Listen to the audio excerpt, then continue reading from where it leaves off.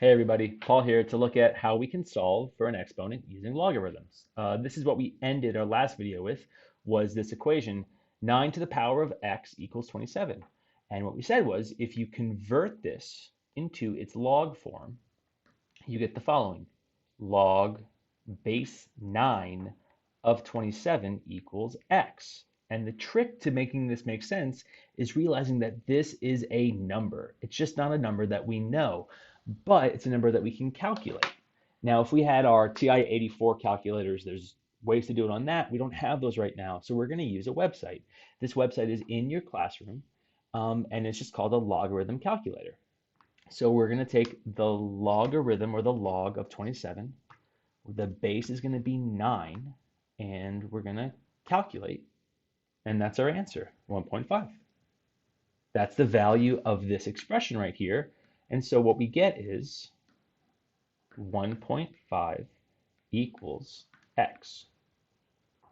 And that's the value of x. And if we think back to plugging this into our original equation, right, we would see 9 to the power of 1.5 equals 27. And this you can just check in your normal school, like your normal phone calculator or whatever, and you'll get that's true. Okay, let's look at one more example for that. With 7 to the power of t equals 343. Now it's not x, but it's still the value in our exponent that we don't know.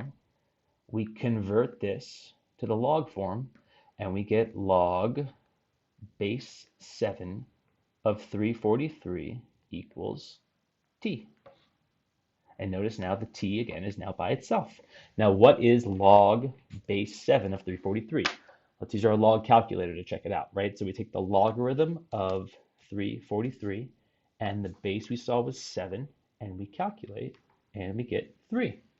That's what that means. That means that this value here is 3 and 3 equals t.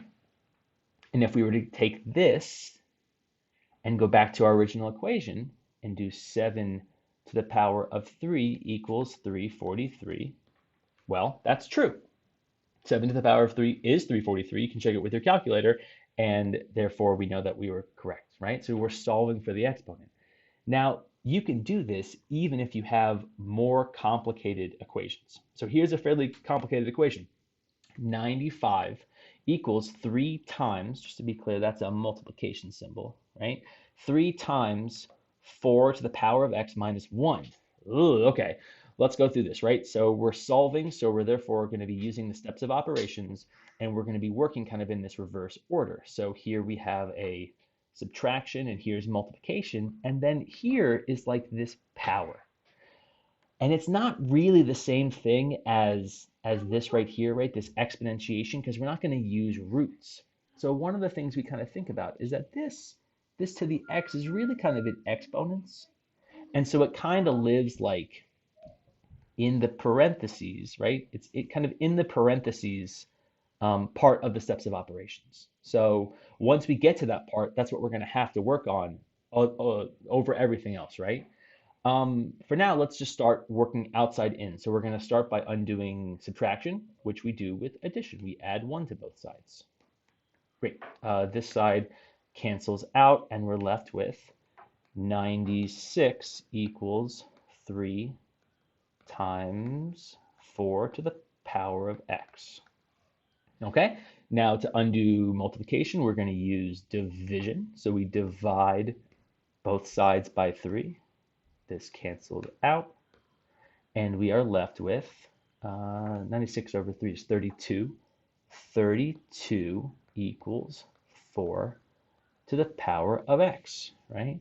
Now, here's where we're going to convert. So we have a simple exponential equation, right? We're going to convert to the log form, and that's going to let us solve. We're going to get log base 4 of 32 equals x.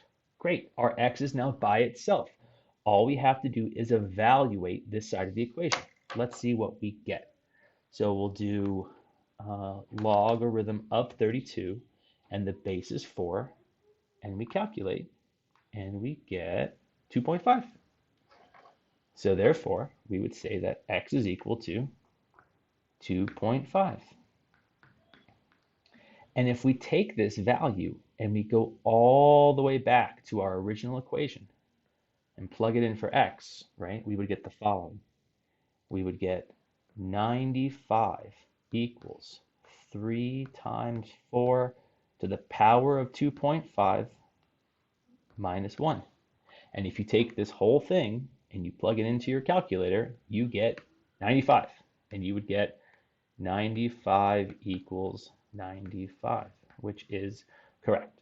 So we're still using inverse operations to solve. It's just that in this specific spot where you have a number to a power of a variable and you want to get the variable out of the exponent, we're converting with logs. And it kind of like lives in this parentheses spot of the steps of operations, okay? Hope that makes sense. Please let us know in office hours if you have any questions, and we will see you all soon.